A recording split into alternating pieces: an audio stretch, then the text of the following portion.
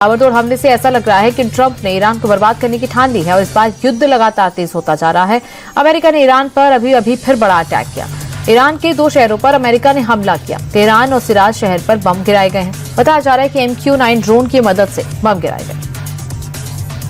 America, Israel और Iran में जंग तेज हो गई है। इसी बीच अमेरिका और इजरायल को लेकर IRGC का बड़ा बयान सामने आया। ईरान ने कहा कि हम दुश्मन पर हमले के पहले चरण के अंतिम दौर में हैं।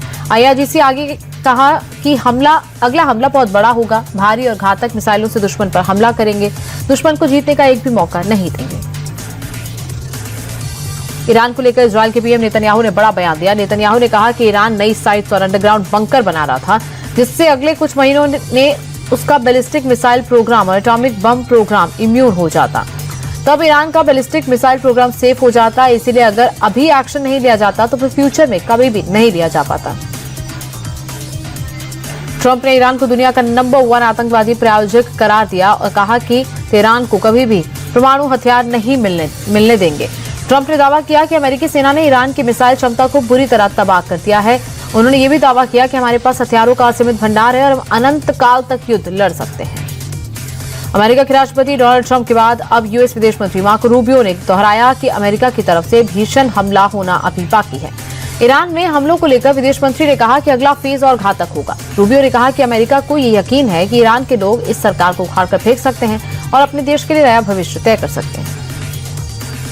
अमेरिका और ईरान के बीच जंग की आग सऊदी के तेल रिफाइनरी तक पहुंच गई है। सऊदी अरब की रास तनुरा तेल रिफाइनरी पर ईरान ने ड्रोन अटैक किया है।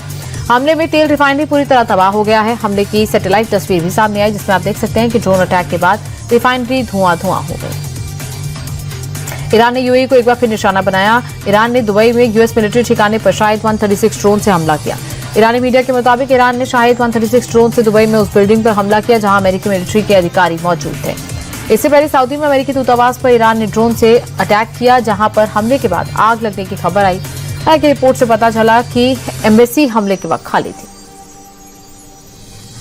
ईरान ने बहरीन पर मिसाइलों और ड्रोन से अटैक किया। बहरीन में US नेवी की 5वीं फ्लीट का निशाना बनाकर हमला किया गया। पहले से अलर्ट US नेवी ने कई ईरानी मिसाइल्स और ड्रोन्स को इंटरसेप्ट किया और हवा में मार गिराया। ईरान के हमले में एक शख्स की मौत की खबर है। हमला उस समय हुआ जब मनामा शहर के मैरीटाइम फैसिलिटी सेंटर में लगी आग पर काबू पाने के लिए दमकल कर्मी जुटे थे।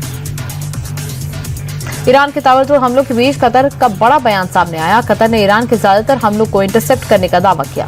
कतर की ओर से कहा गया कि अब तक 101 में से 98 बैलिस्टिक मिसाइल्स को मार गिराया है। साथ ही 39 में से 24 ड्रोन हमलों को नाकाम किया गया।